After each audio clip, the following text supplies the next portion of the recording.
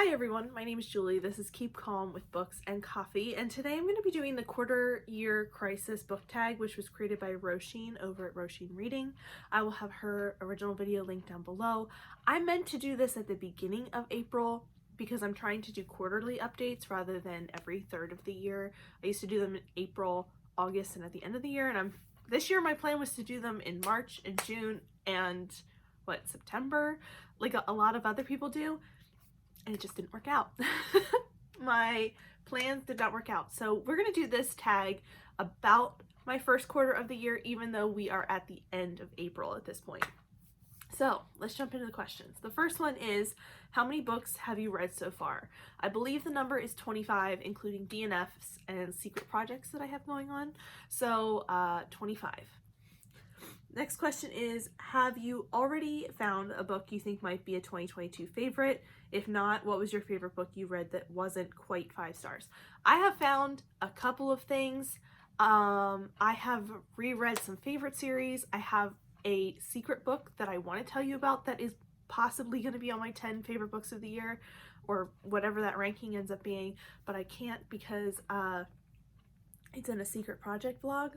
But let's see. I read the, what is that called? Hidden Legacy series so far this year, and those were fantastic. I absolutely loved those. I read Song of Achilles, which was absolutely fantastic. Probably going to make my top books of the year. And I reread a lot of things, but I have really enjoyed a lot of what I've read this year, even though I'm kind of reading less than what I have read in years past, but I'm enjoying so much of it, so I'm happy. Next up is any 1-star books or least favorite books so far of the year.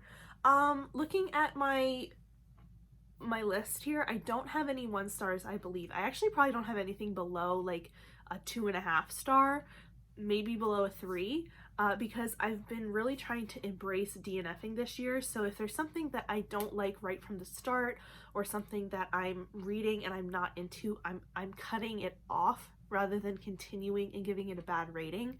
So for example, Georgie After All by Kate Clayborn, The Genesis of Misery, Fate of the Tearling, all those books were like disappointments or things I didn't like, and I have just decided to DNF them rather than finishing them. I can't think of anything, looking at my list here, like nothing that is on my list that I have finished has been like a bad experience. So as far as I remember, like everything that I have read I've enjoyed on some level.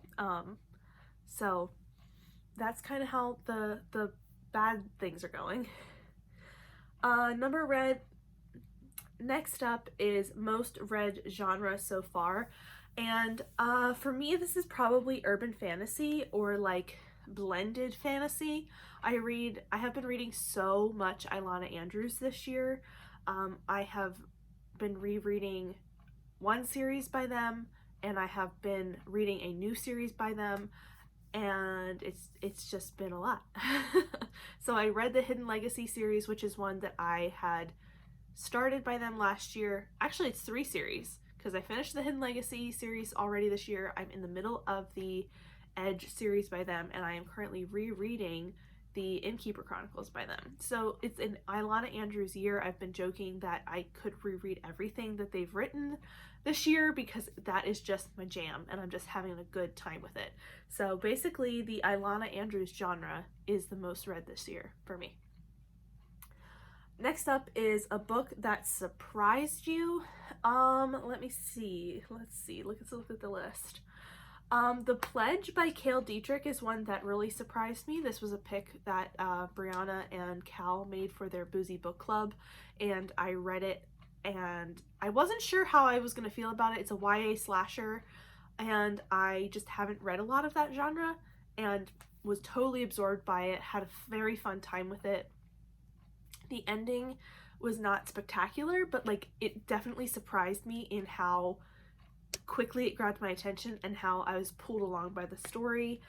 Anything else that really surprised me so far this year? Song of Achilles is one that kind of took me off guard this year because I was totally surprised by how much it stood up to the hype. Like it I was completely blown away by it. I loved it, and the hype was completely correct about it, and I just wasn't expecting that to be the case.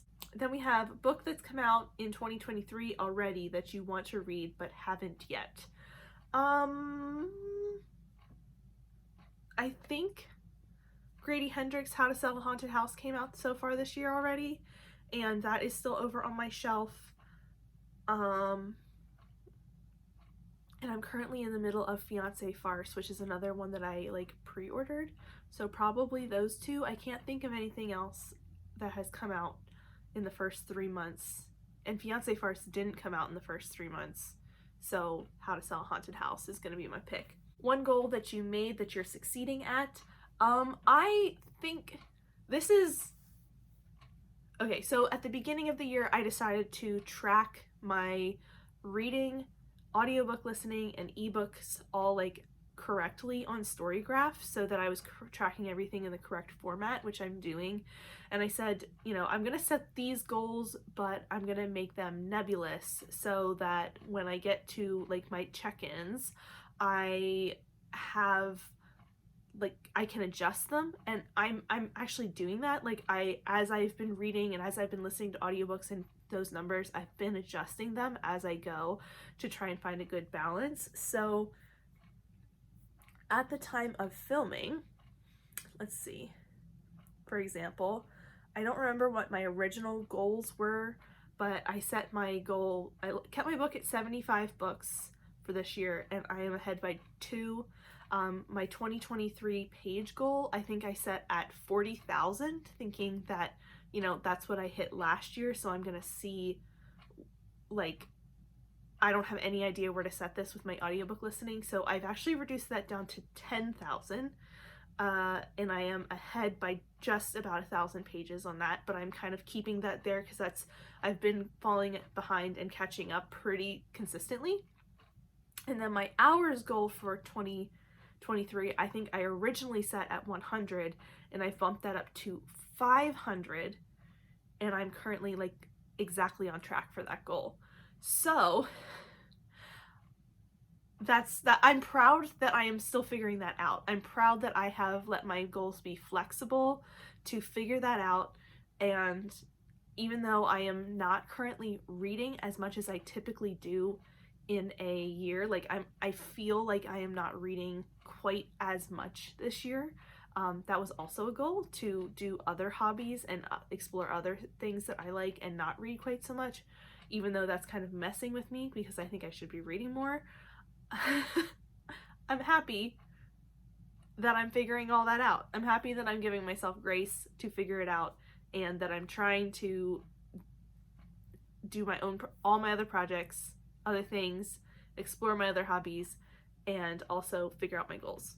So that was a very long explanation for that. The last question is new to you booktubers, bookstagrammers, and booktalkers from 2023.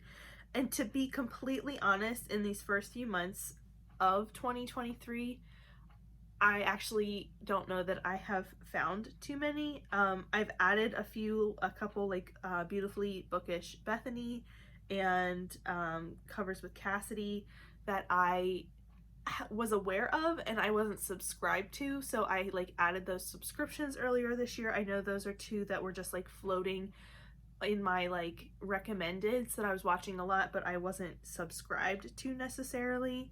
I can't think of who else is like someone I've added recently. Don't know.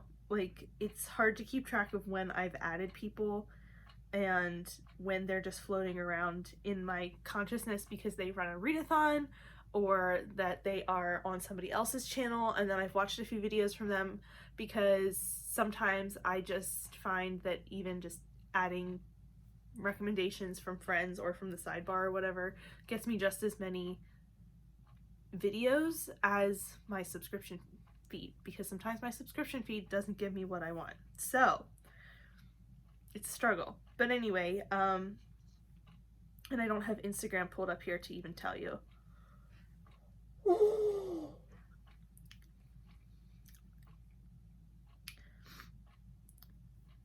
But that is the tag for the quarter year.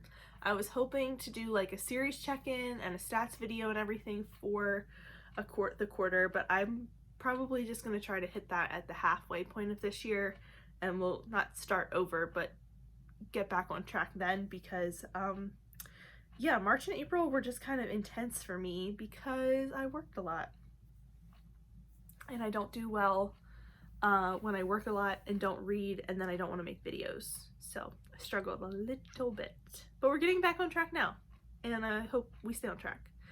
But that is it for me today. Thank you so much for watching. If you want to see me again, go ahead and hit that subscription button down below, and I will see you next time. Bye!